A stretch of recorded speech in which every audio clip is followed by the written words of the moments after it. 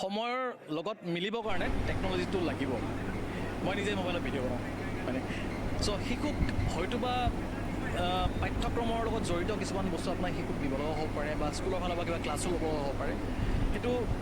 আপুনি মিলাব লাগিব আৰু কিবাকৈ কিন্তু সেই বুলি যে এনেকুৱা নহয় আপুনি শিশুটোক দি দিলে মোবাইলটো শিশুটোৱে চোৱা আৰম্ভ কৰিলে কাৰণ শিশুটোৱে যেতিয়া ক্লাছ কৰি থাকে তেতিয়া হয়তোবা সিমানখিনি ডপামিন ৰিলিজ নহয় যিমানখিনি শিশুটোৱে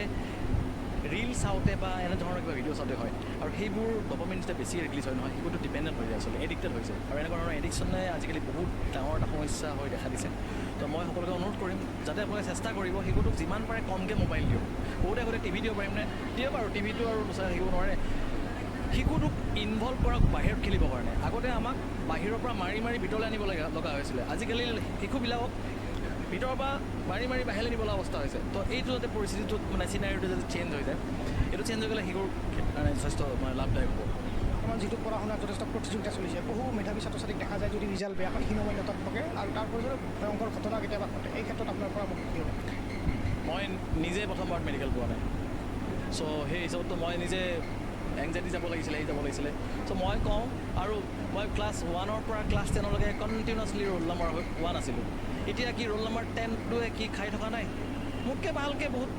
10, 11, 12 ৰোল নম্বৰ থকাকেইটা মোতকৈ বেছি পইচা ইনকাম কৰি আছে সেয়ে বেছি টেনশ্যন লৈ লাভ নাই লাইফত বেছি এংজাইটি লৈ বৰ্তমানটো নষ্ট নকৰে বৰ্তমানটো একদম খুব সুন্দৰকৈ আপুনি এনেকৈ ভাবক যে মই বৰ্তমানটো পঢ়া শুনা কৰিম স্বাস্থ্যৰ যত্ন ল'ম আৰু কিবা এটা উপাৰ্জন কৰিম বুলি নপঢ়িব এনেকৈ পঢ়ক যাতে মই মোৰ কষ্টৰ দ্বাৰা কেইজন মানুহৰ ভাল কৰিম তেতিয়া চাব আপুনি এতিয়া ভাল এটা আপুনি মনত চিন্তা ৰাখিব নহয় তেতিয়া ভগৱানে হেল্পো কৰিব আপোনাৰ এনেকৈ পইচাও আহিব নহয় জানো চ' মই বিচাৰোঁ যে ল'ৰা ছোৱালীবিলাকে জাষ্ট মোৰ উদাহৰণটো ল'লে হ'ল যে গোটেই জীৱনটো ক্লাছ 10লৈকে ৰোল নম্বৰ 1 থাকিলে কিন্তু তেখেততকৈ সেই 11 নম্বৰ ৰোল নম্বৰটোৱে বেছি পইচা ইনকাম কৰি আছে বা নিজেও মই ফেইল কৰিছোঁ মই প্ৰথমবাৰ মেডিকেলে নাপালোঁ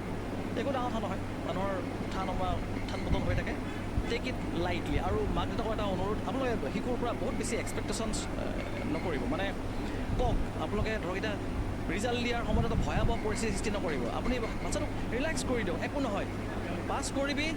ফেইল কৰিবি মোৰ বাচ্চাই হৈ থাকিবি তোক মই সমানে মৰম কৰিম খালি মই তোৰ ভালৰ কাৰণে বিচাৰোঁ যে তুমি ভাল ৰিজাল্ট কৰা একো নহয় এইবাৰ নহ'ল অহাবাৰ ফিউচাৰ জিন্দাবাদ সেইখিনি বিচাৰোঁ যিটো অসমীয়া নতুন বছৰৰ প্ৰথম দিন আজিৰ এই প্ৰাক কি ক'ব অসমবাসীক সুস্থ থাকক সুস্থ থাকিলে শৰীৰটো সুস্থ ৰাখিলে একচুৱেলি মানসিকভাৱে সুস্থ হৈ থাকে আৰু আজিকালি মানে এই মানসিক অধপতন বহুত ঘটিছে মানে কেনেধৰণৰ ধৰক মানুহে কম্পিটিশ্যন বহুত কৰে এইটোৱে সেই ড্ৰেছ পিন্ধিছে ময়ো এনেকুৱা ড্ৰেছ পিন্ধিম ই আইফোন লৈছে ময়ো আইফোন ল'ম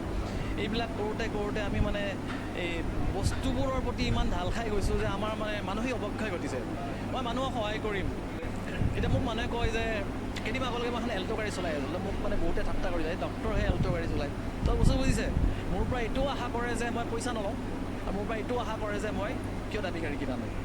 তো এনেকুৱা ধৰণৰ বস্তুবাদী নহয় অলপ মানৱতাবাদী কাৰোবাৰ অলপ সহায় কৰি দিলোঁ কাৰোবাৰ অলপ হাঁহি বিৰিঙাই দিলোঁ এনেকুৱা হোৱাটো মই বিচাৰোঁ আৰু এনেকৈ স্বাস্থ্য শাৰীৰিক আৰু মানসিক দুয়োটাই আমাৰ ভালে থাকিব ধন্যবাদ জনাইছোঁ